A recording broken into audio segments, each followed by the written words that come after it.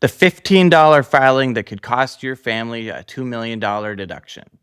So, one of the things that I like about farm succession planning is sometimes the biggest problems aren't that complicated. It's almost embarrassing when you miss it, though. So, you don't want to be sitting in my office after mom and dad dies, working through the estate tax return, and then getting to the critical question: was the farm LLC compliant with Minnesota's corporate farm law? And then we have silence.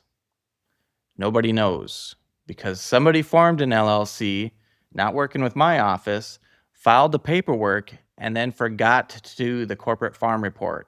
That little annual filing might determine whether your family qualifies for an additional $2 million Minnesota estate tax deduction. So let's talk about it.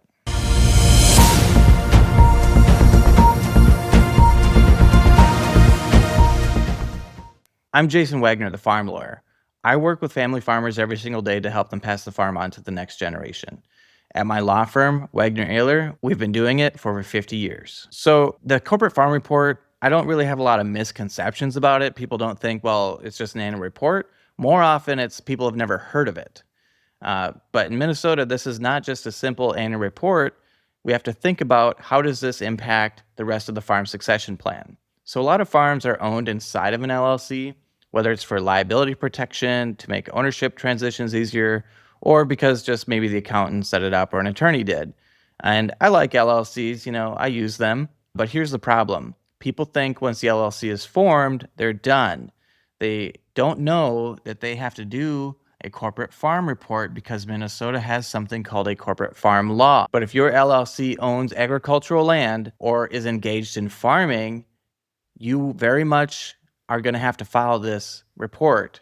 And it's possible that that entity could qualify for the family farmland deduction or family business deduction, but being compliant with Minnesota's corporate farm law is a critical requirement in order to get that deduction. So this $15 filing could be costing you hundreds of thousands of dollars if you miss it. So you've got to file it the first time, then you've got to keep it renewed to stay in compliance.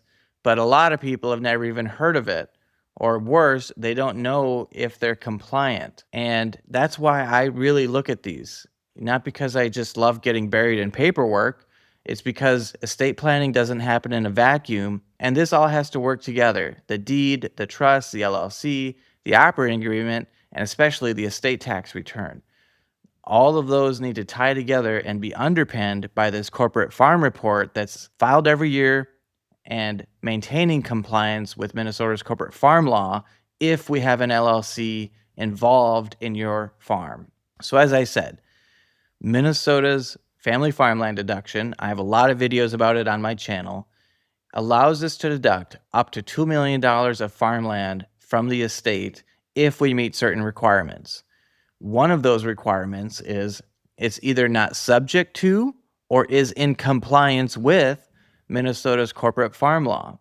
Now, in order to be compliant with Minnesota's corporate farm law, you need to have a corporate farm certificate that says that you're in compliance. The only way you're going to get that certification is if you filed a corporate farm report.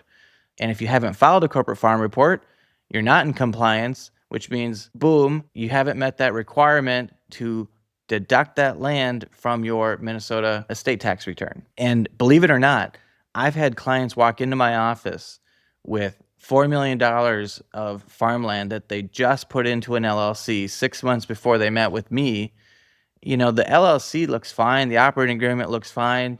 I said, where's the corporate farm report, though? They said, the what? And I said, you haven't filed a corporate farm report. Where is it? I'm not seeing it here. And they said, well, we never talked about that. We never filed it. We don't know anything about it. So I, do some searching. I look at the Minnesota Department of Ag records and see that I don't see anything there either.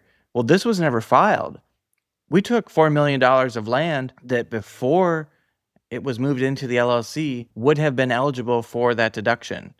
And now it's not because of one simple filing, a $15 filing. So we got to, make sure we get this in compliant like now. Get that up to the Minnesota Department of Ag. They need to see the deeds. They need to know the acreage. They need to know if there's any highly erodible land or anything in conservation plans. Put that all together. Yeah, you might have to pull a little bit, get those records. It's worth it. It's important that you do it. Get that deduction. Get in compliance. Stay in compliance. Every year after that, you've got to submit an annual report that shows the ownership. If you made any gifting or exchanges, that's not a problem. That's the whole point. You set it up. We just have to keep it updated with the Minnesota Department of Ag. So how that ties into your farm succession plan is, we want things to move efficiently, and we also want them to be tax efficient.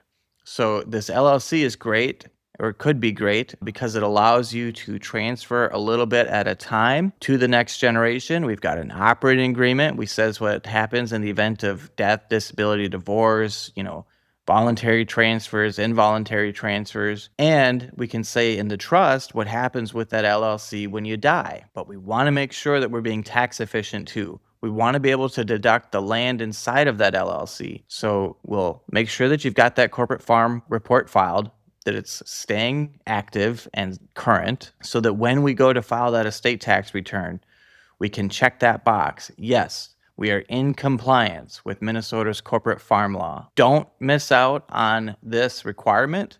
It's not just LLCs, though. I focused on that because that's what I see most commonly. There are other types of entities that must file this report.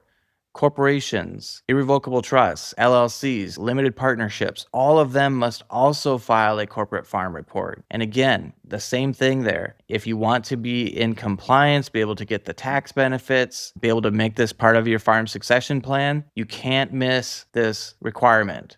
If you work with us, we're going to check. If you pull in an LLC, I'm going to go look it up and make sure that it's in compliance before we move forward. But I've seen it, like I said, where maybe an accountant or an attorney set it up. They didn't know about this corporate farm law, or they didn't know about the corporate farm report or how to file it.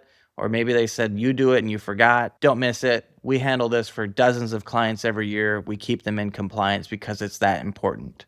If you'd like to learn more, check out farmlawyer.com. Subscribe to my YouTube channel, follow me on Facebook, or give us a call at 507-288-5567.